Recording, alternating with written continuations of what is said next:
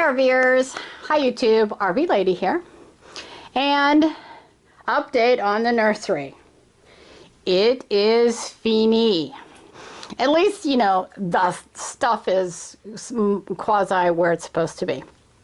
Okay, so I showed you the shelving units, and these are, for those of you who didn't see this one before, these are, you know, outside rain gutters. You buy them at Home Depot. They come with brackets, you know, so you can hang them outside your house. And what my daughter has done is utilize them as shelving. I like it. It's very cute. And then I hung the drapes or the curtains last night, and they look fine. I bought them at a secondhand store. You know, they're good enough until she can figure out if there's something else that she wants to do with it. And it lets air into the room and kind of blocks most of the sun. This room gets a lot of sun. But they bought a chair for them to sit in when they're feeding the baby. And so that's their crib is in. They've got their mattress. Everything is as it should be. Hung the airplane last night. I don't know if you can see this, but there's the airplane, you know, with the map of the world. And the entire room is about, you know, getting out there and seeing the world. The dresser has clothes in it. This was really cute for anybody who's planning a baby shower. This was actually really adorable, which was all the people that came to the baby shower, you know, put a message on the globe if they wanted. And I thought this was kind of ironic. Let me move this. I'll put these in there while I'm there. They still have more stuff that's coming from people. It says, "And so the adventure begins." And you open it up, and it's shoes. Lots and lots of pairs of shoes. Let me throw these in while I'm here. These are just, I want to say the first year's shoes, but there are many, many, many more. And put this back. It was kind of, I think this was, I can go up there. It's not going to be the end of the world. Okay, so I thought that was just kind of cute. Everything's been washed. Everything has been hung, kind of. And that's it.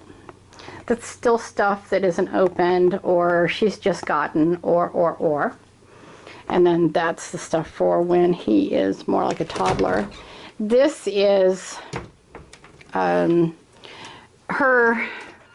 changing room for the baby, changing area for the baby, and all of his supplies that he's going to need. And that's that. But the room is finally finished on, what is this, Thursday the 18th.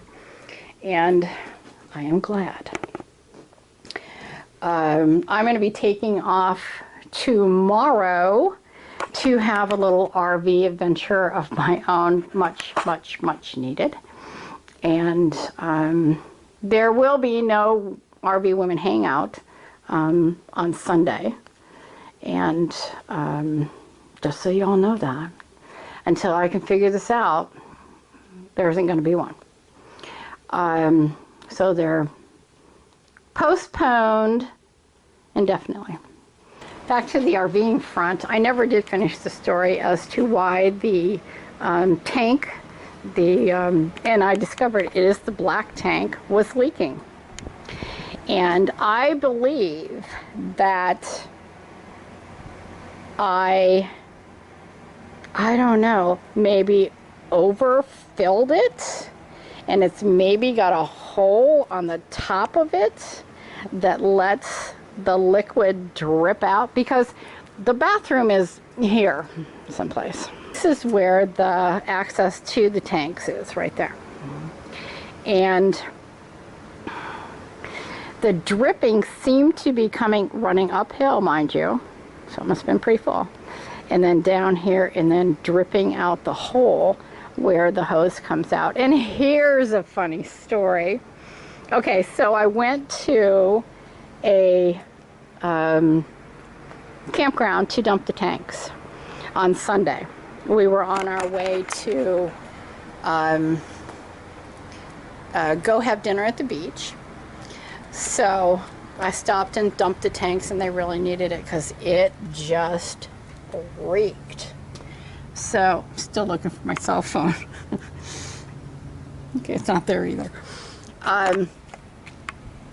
Anyway, I got there and realized, since the damage to the side of my RV had been done by that dip, I took off that white thing right there, which goes underneath and holds the sewer hose. So I went to empty my tanks with no sewer hose. Well, fortunately, I was in a campground.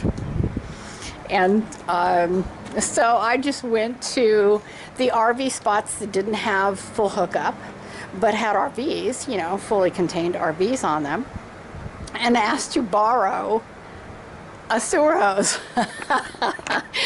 It was really funny. The first place I stopped, he said, I would lend you my sewer hose, but I don't bring it when I know I'm not going to hook up. And so I said, okay. He says, it's at home. And I said, yeah, I know what that's like. And so the next place that I went, beautiful, beautiful RV. He was like, sure. He pulls out two. And he says, you know, which one would you like to use? And I said, no, I don't care. So I took a sewer hose and emptied the tanks. And then, you know, that was finished. And then I dumped a gallon of bleach in the black tank and a gallon of bleach in the gray tank. And I'm going to let that swish around. And then in my little escapades here in the next couple of days, I will be sloshing that stuff around and hopefully getting those tanks pretty clean. I ordered, you know, offline, this. I saw Chico's video about, here, I'll put it down so you can see. Chico's video about how he cleans his RV, and he uses a some kind of bleach that doesn't hurt the grass or whatever, and then he has the sprayer, and he just sprays the bleach onto his RV and then hoses it off with one of these wands, and I really liked it, so I bought one. Thought I would put it on the hose just to see how it works, and it's pretty powerful. I'm pretty impressed with this. I like it, and it's getting the ick off my RV as far as I can tell.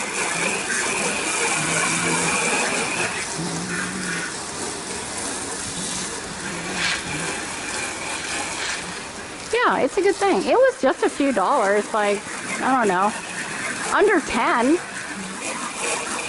And of course, if you're staying in an RV park or parked in your daughter's driveway, you can, you know, use their hose to spray off your RV. It's got a good reach on it. As you can see, my windows are not closed.